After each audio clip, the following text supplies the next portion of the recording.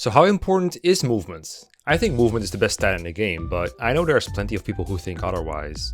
Every now and then in a Fire Emblem discussion, I'll hear a comment like, movement is overrated, or I don't really care about movement, I'm not LTCing, or one point of move doesn't really matter to me with the way I play. So let's have a careful look at movement today and how important it really is. We'll look at some units and situations in which movement matters more, but also situations where other attributes such as good combat or 1-2 range matter more, and some gray areas. So to start off with some common ground, some very common ground, there are a lot of really good units in the series that have a lot of movement. You get all these early pre-promotes like Marcus and Seth and Titania, there's Har from Radiant Dawn, there's Percival and Milady from FE6. You'd have to search really hard to find anyone nowadays who thinks these units are bad, because it's really hard to walk away from using them thinking that wasn't good, since they're good at almost everything. At best, you might find someone who thinks pre-promotes steal experience, which is a different topic altogether. On the flip side, you have units that have bad stats that also happen to have mobility problems. Most people will agree that these are bad too, like Wendy from FE6, Wallace from FE7, and Meg from Radiant Dawn. I also think Fiona is a good example of this. Even though her movement stat is high, almost every map she is in provides some sort of movement penalty to her, either through getting -2 move indoors or a lot of terrain that she struggles to get through, or just can't pass at all. What I mostly want to talk about today are units that fall in between, in both ways. Units that have good combat and bad mobility, and vice versa, because I think that is where the most disagreements lie and where the most interesting discussions can be had.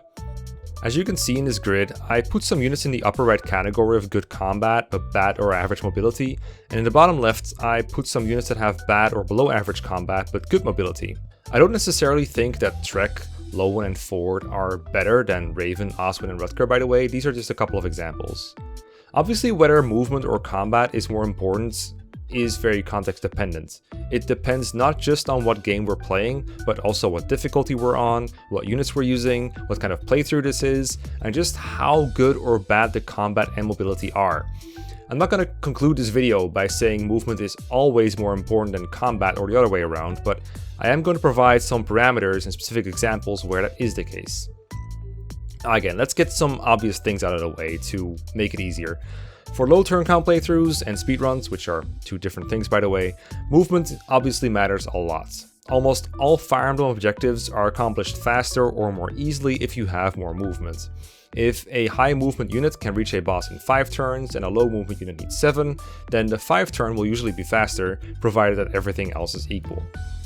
That said, even for those kind of runs, good combat is still necessary. Your run isn't going to be very fast if you move far but suck at killing things. So even if we restrict our analysis to those type of playthroughs, which I don't want to, most of the work is being done by units in the upper left quadrant, units that are good at both fighting and moving, so that doesn't really tell us a whole lot. And as someone who has done a lot of timed playthroughs like my wheel percent races or my timed Iron Man, units in the upper right and the bottom left still have been a pretty big part of them. But a lot of the time when this discussion comes up, people aren't really talking about these playthroughs, they're talking about casual playthroughs. They're saying like, in my playstyle, movement just doesn't matter that much when they're talking about some foot unit. And off the top of my head, this usually isn't about the really strong combat units like Pent or Harken, but it's about units who have not just average mobility, but also some other kind of flaw. They're usually units not necessarily near the top, but in the upper middle section of a tier list. Units like Boyd and Ike in Path of Radiance, or especially Nephany. Admittedly, it's also sometimes brought up in defense of Raven, who does have very little in the ways of flaws besides movement. This is just an anecdotal observation by me though, it doesn't mean a whole lot. Conversely, it is sometimes used to downplay the contributions of mounted units with, let's just say, less than ideal combat. I mostly see it for Pegasus Knights with a rough start, like Shanna or Florina. It's usually a comment like all she has going for her is flying. Again, it's anecdotal, I don't know if this is an actual trend, let me know if you've seen the same thing. So if we're looking to compare movement to combat utility, I think it's a good idea to find more common starting ground. I think this is a fair statement most people can agree with. If you're comparing two units, the more comparable they are in either the combat or mobility departments, the more the other part of them matters because it distinguishes them. For instance, if I'm playing a really easy game like FE7 on normal mode, most combat is trivial regardless of the stat differences between units.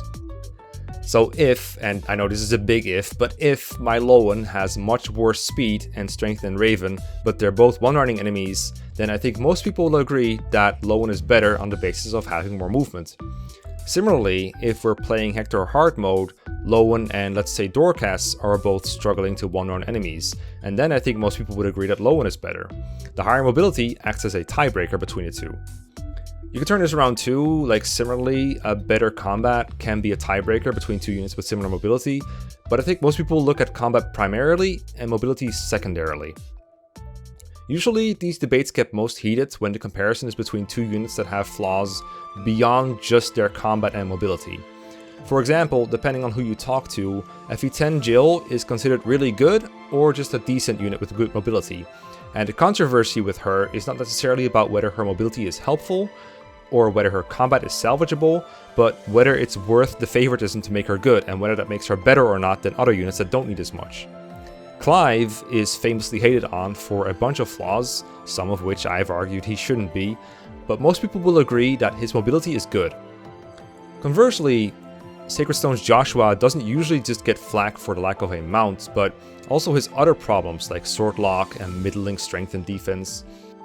My point here is that in any comparison between mounted and unmounted units, there's usually a lot more going on than just two people evaluating movement differently, and it's really not fair to characterize it as movement is being overrated by veteran players, or casuals don't care about movements. That can be a huge part of it, I'll admit that, but it isn't everything.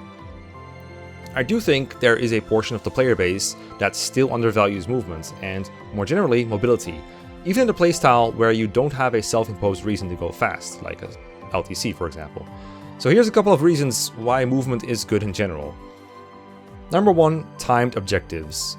Most Fire Emblem games have at least one map with a timed objective that you need, or at least want mounted units to reach. The best example is FE7's Battle Before Dawn, because that will literally give you a game over if you don't move fast enough to save Zephiel from the incoming enemies. But generally you find them all over the series. You got chests contested by thieves, NPCs under attack, or villages getting destroyed by bandits. Sometimes there's soft objectives, like choke points that you want to reach before the enemy does. Knowing how to use mounted units to secure these objectives is key to an easier victory, and often enough it is literally impossible to get there in time using foot units. Sometimes these objectives can be done without any need for combat or training. Once again, I feel the need to draw attention to Shanna and FE6, who can do many of these tasks at base level and make your life so much easier doing it. Number 2 is emergency rescues. Mounted units may have a reputation for mostly helping players who meticulously plan their playthroughs, but even or especially if you're not literally donned on 151, mounted units can be a great help for the opposite reason. They can help you if your plan goes wrong or you planned incorrectly. If you accidentally put your unit in a situation where they're facing more enemies than they can handle, a pair of mounted units with Kanto can pull them out of trouble, and once again it's without any need for having a combat ready stat lineup.